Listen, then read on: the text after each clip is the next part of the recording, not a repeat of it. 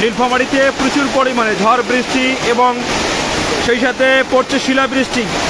আর পাথরের সন্ধান দেখছি যে পাথর পড়ছে, প্রচুর পরিমাণে পাথর কিন্তু পড়ছে এবং শিলাবৃষ্টি হচ্ছে। শিলাবৃষ্টি প্রচণ্ড গতিতে, বাতাস, ঝড়, আতঙ্কে মানুষ। এবং বর্তমান সময়ে মোট সমস্যা হচ্ছে যে অনেক ধান ক্ষেত রয়েছে যেগুলোর ধান এখনো বের হচ্ছে, সেগুলো কিন্তু অনেকটাই দমকিয়ে মুচড়ে গেছে।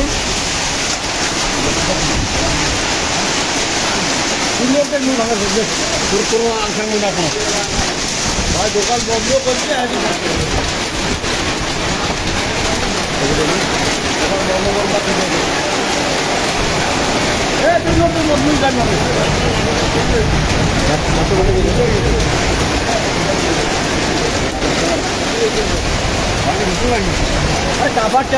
আমরা দেখছি যে প্রচুর পরিমাণে কিন্তু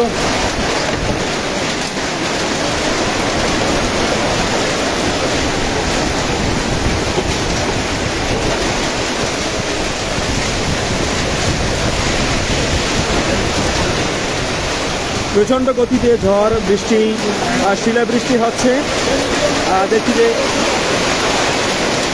বন্ধ করে দিবেন না।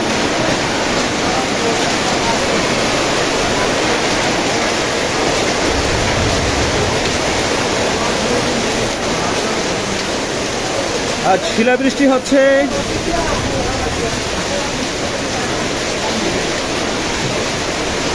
প্রচুর পরিমাণে শিলাবৃষ্টি এবং বাতাস বইছে।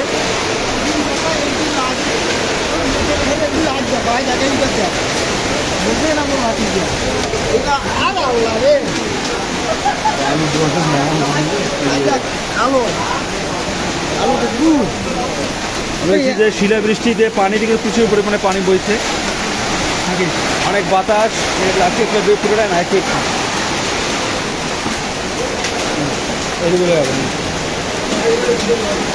নীলফামারীতে এই মুহূর্তে যে পরিস্থিতি মূলত শিলাবৃষ্টি, প্রচণ্ডভাবে কিন্তু শিলাবৃষ্টি হচ্ছে, বাতাস বইছে এবং পানির যে তীব্রতা সেটি কিন্তু লক্ষ্য করছি আমরা।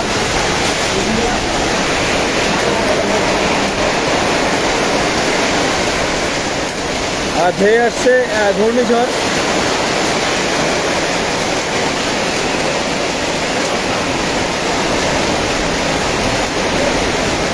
আপনার এলাকার খবর কি সেটি আমাদেরকে কমেন্ট করে জানাবেন। যে পরিস্থিতি এই মুহূর্তে নীলফামারীতে বলা চলে যে যেভাবে শিলাবৃষ্টি পড়ছে,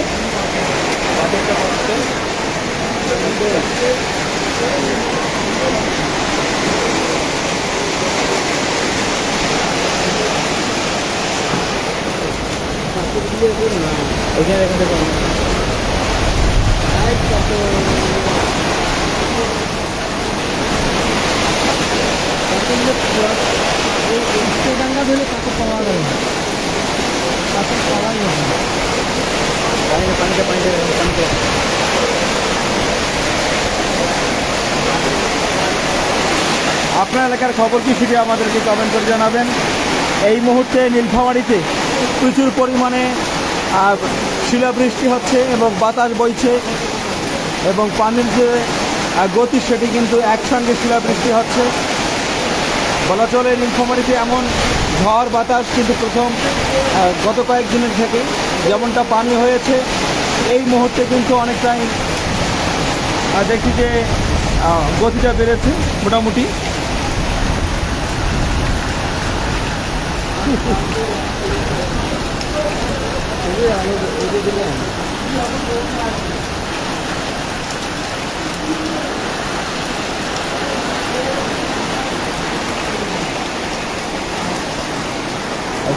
কি অবস্থা বলুন তো?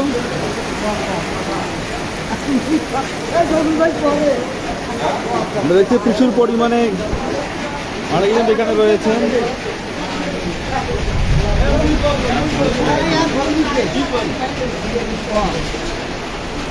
নীলফামারীতে ঝড় বৃষ্টি কেমন অনুভব করতেছেন? অনেক বড় ঝড় বৃষ্টি আসছে। বর্তমান ধান খুব ক্ষতি হয়ে যাচ্ছে। মূল ক্ষতিটা কোথায় হচ্ছে?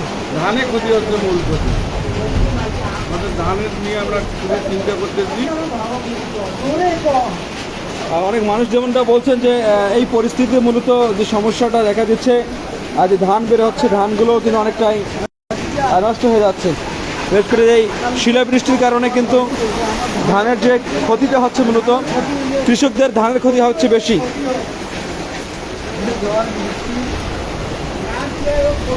এমন শিলাবৃষ্টিতে কিন্তু ক্ষতির সম্মুখীন হচ্ছে কৃষক, বিশেষ করে কৃষক ক্ষতিগ্রস্ত হবে।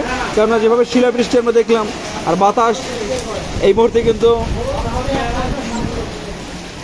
সেই সময়ের যে মূল বিষয়টা হচ্ছে যে শিলাবৃষ্টি এবং বাতাসের কারণে ধানের নতুন যে ধান বের হচ্ছে সেটাতে কিন্তু প্রভাব পড়বে, ক্ষতিগ্রস্ত হচ্ছে কৃষক। তো নীলফামারী থেকে এই পরিস্থিতি দেখছিলেন, ঝড় অবস্থা পরিস্থিতি নিয়ে বিস্তারিত জানাচ্ছিলাম নিজের জন্য, এবং অবশ্যই আপনাদের আশপাশের মানুষের জন্য দোয়া করবেন, কেননা ঝড় বৃষ্টি খুবই খারাপ জিনিস। গত দিনের থেকে বর্তমান যে সময় সেটা কিন্তু ঝড়ের তীব্রতা বেড়েছে। আকাশের পরিস্থিতি